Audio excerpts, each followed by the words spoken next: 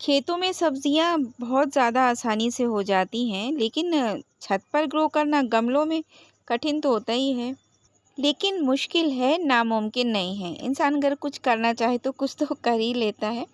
आज की वीडियो में मैं दो वैरायटीज़ की तोरई को ग्रो करना क्या सिखाऊंगी। मैंने जो ग्रो किया है वही शेयर करूंगी, अपडेट दे रही हूँ। ये है सतपुतिया तोरई, यानी कि गोल तोरई।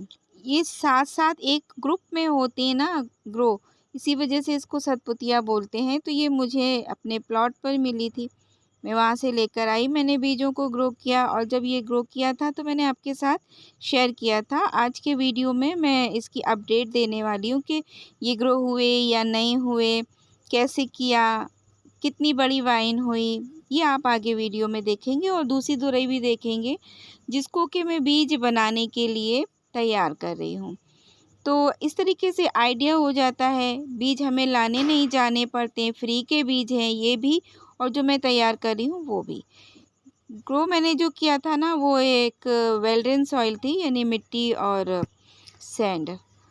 तो 2 से 3 दिन में ही ये जर्मिनेशन हुआ था। मैंने ढक दिया था, लेकिन बहुत सॉफ्ट सॉफ्ट सी थी।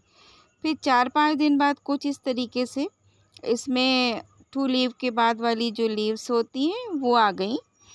और उसके बाद में आप ये देखिए, ये नॉर्मल तोरई है और ये टीन शेड पर हमारी पुरानी वाइन है, शायद 1 साल हो गया होगा ये लगी थी। और बस जाने ही वाली थी, फिर अपने आप ही बरसातों में हरी हो गई, फ्लावरिंग हो गई, इसमें छोटी छोटी सी तोरई भी लग गई। और अचानक मेरी रात के टाइम में नज़र पड़ी इस पर कि अरे इसमें तोरई लगी हुई है। एक तोरई तो पहले मैंने सोचा एक का क्या करूँगी, मैं तो ये बेल हटाने वाली थी। लेकिन फिर आइडिया आया कि अरे बीज के लिए छोड़ देते। 200-250 बीज निकलते हैं भाई, इसमें तो कितने प्लांट रेडी हो जाएंगे। तो बस मैंने उसको छोड़ दिया। अब ये मैं दिखा रही हूँ, देखिए 3 से 4 दिन के बाद ही कुछ इस तरीके की मैंने टीन के ऊपर से नीचे जब इसको किया तो ये इतनी बड़ी थी और कुछ सूखी सूखी भी है।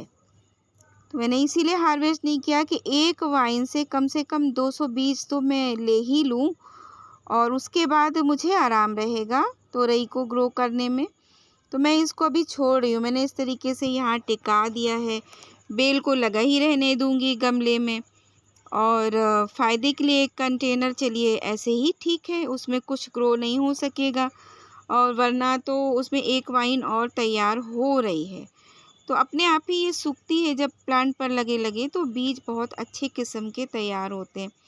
और ये एक बार नहीं, मैंने तमाम बार आपके साथ शेयर किया, जब भी मैंने हर साल ही 2 से 3 सीड पॉड तैयार कर लेती हूँ और 150-200 बीज निकल आते।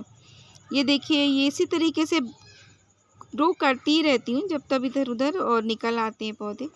अब ये आप देखिए सतपुतिया वाले, मैंने कंटेनर में जितने भी डाले थे सारे के सारे ग्रो हो गए थे और ये वाइन सब चल पड़ी हैं और अब सारे प्लांट्स पर फैल रही हैं। तो इसको देनी पड़ेगी ट्रेलिस, मचान बनानी पड़ेगी।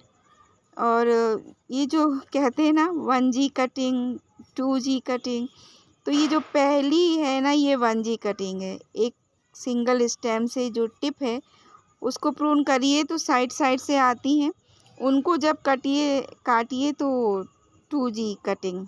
खैर मुझे इतना नहीं आइडिया है भाई, मैं जितना है उस हिसाब से बता दे रही हूँ। ग्लोई भी निकला हुआ है यहाँ पर, तमाम जगह पर सीड्स डले थे तो गिलोय हर जगह निकलता है। पर मैं किसी पौधे को फेंकने से पहले 100 बार सोचती हूँ, तो जब तक चल सकता है तब तक चला ही देती हूँ।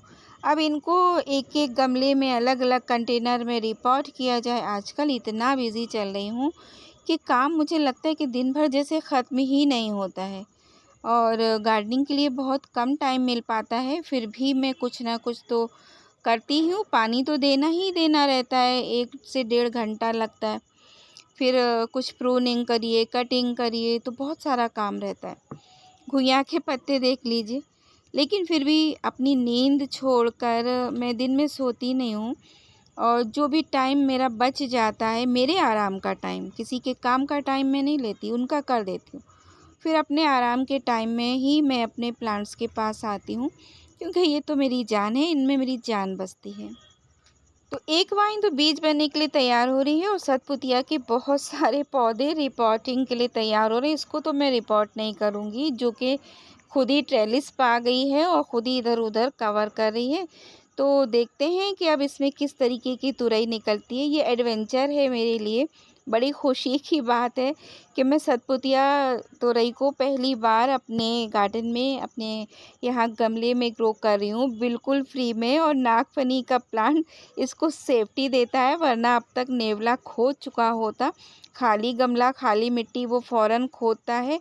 तो जब भी इसकी जो न्यू अपडेट आएगी मैं आपके साथ शेयर करूँगी। तब तक इस वीडियो पर लाइक कीजिए, शेयर कीजिए, अच्छे से कमेंट कीजिए। फिर मिलते हैं। अल्लाह हाफ़िज़।